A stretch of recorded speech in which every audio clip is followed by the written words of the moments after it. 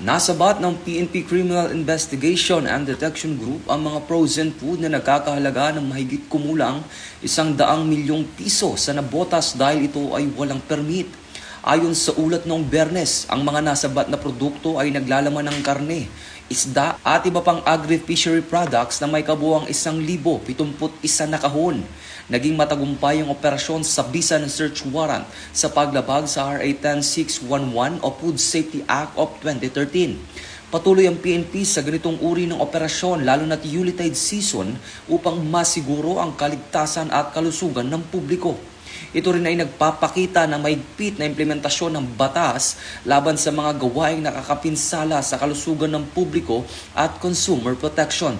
Ito ang bagong PNP para sa bagong Pilipinas, serbisyong mabilis, tapat at nararamdaman.